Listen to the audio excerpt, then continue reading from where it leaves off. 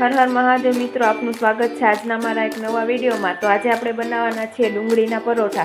તો ડુંગળીના પરોઠા બનાવવા માટે મેં અહીંયા ડુંગળી લઈ લીધી છે, લીલા ધાણા, લીલા મરચાં, આદુ અને ચણાનો લોટ। તો ડુંગળીના પરોઠા બનાવવા માટે ચાલો આપણે મસાલો બનાવી લઈએ।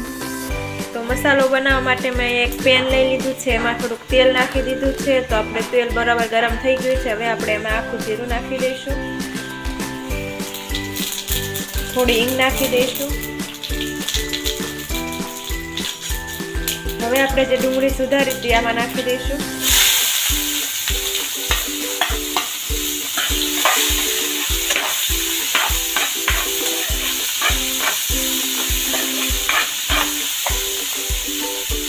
લીલા મરચાં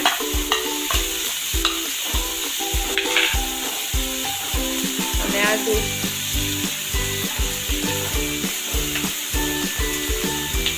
धाणा नाखीने मिक्स करी दईए।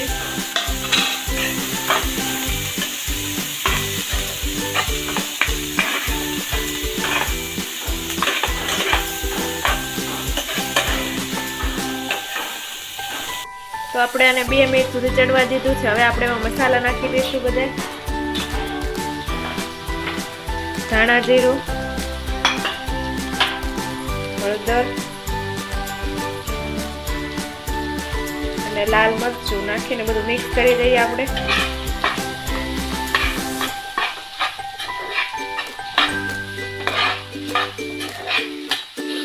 હવે આપણે આને 5 થી 6 મિનિટ સુધી ચડવા દઈશું। આપણે ડુંગળીનો કલર સોનેરી કલરનો ન થઈ જાય ત્યાં સુધી આપણે આને ચડવા દેવાનું છે।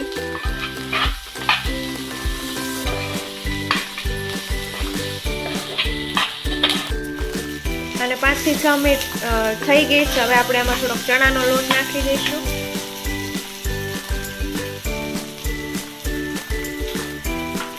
મિક્સ કરી દઈએ અને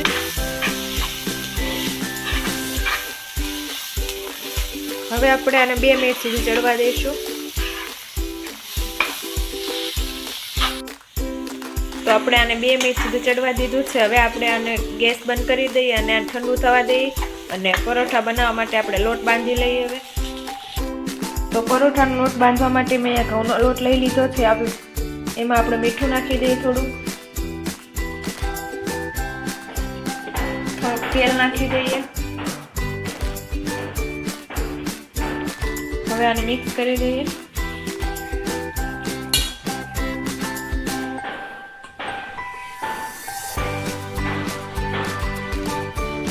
હવે આપણે જેમ રોટલીનો લોટ બાંધીએ છીએ તેમ જ લોટ બાંધી દેવાનો છે આને।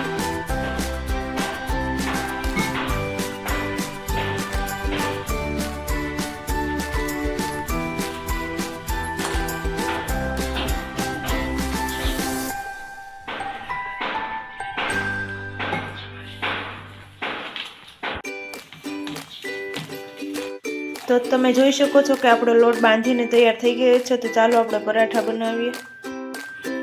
તો પરાઠા બનાવવા માટે આપણે લોટ લઈ લીધો છે। હવે આપણે એમાં મસાલો ભરીને પરાઠા બનાવી દઈશું।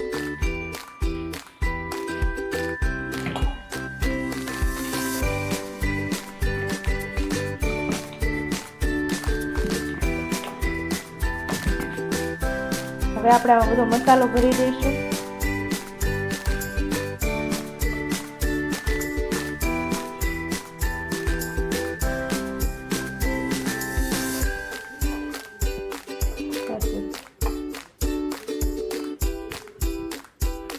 હવે આ મસાલો બહાર ન દેખાય એ રીતે આપણે આને ચારે બાજુથી વાળી દઈશું।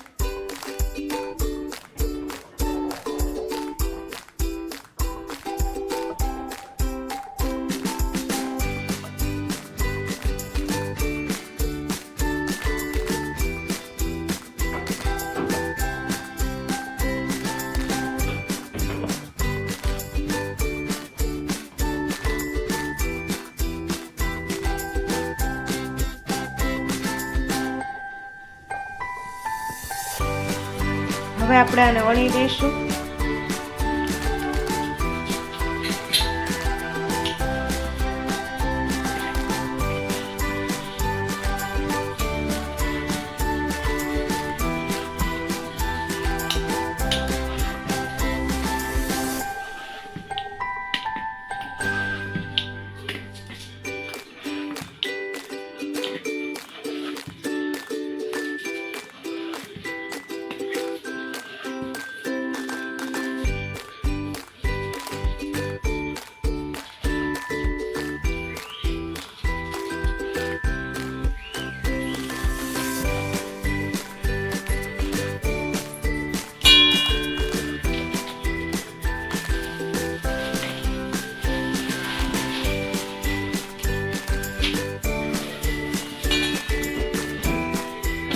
છો કે આપણો પરોઠો વણાઈને તૈયાર થઈ ગયો છે। હવે આપણે એને શેકી નાખશું।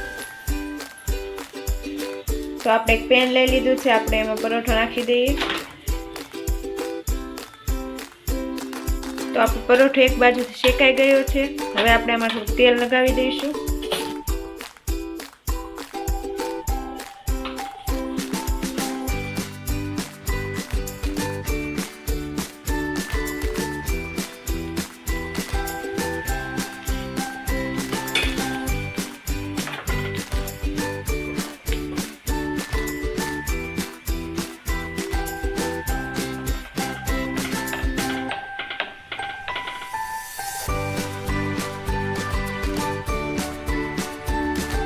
હવે આપણે આને થોડી વાર શેકાવા દઈશું હજી।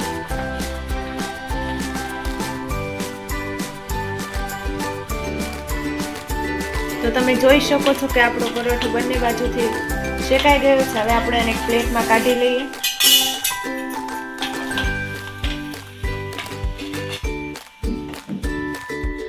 તો બસ તૈયાર થઈ ગયા છે આજના ડુંગળીના પરોઠા। તો તમે પણ આવી રીતના ટ્રાય કરજો અને કમેન્ટમાં જરૂરથી જણાવજો કે તમને આજની રેસીપી કેવી લાગી। તો વિડીયો સારો લાગ્યો હોય તો વિડીયોને લાઇક કરી દેજો, શેર કરી દેજો, કમેન્ટ કરી દેજો અને સબસ્ક્રાઈબ કરવાનું ભૂલતા નહીં। તો મળીએ એક નવા વિડીયોમાં।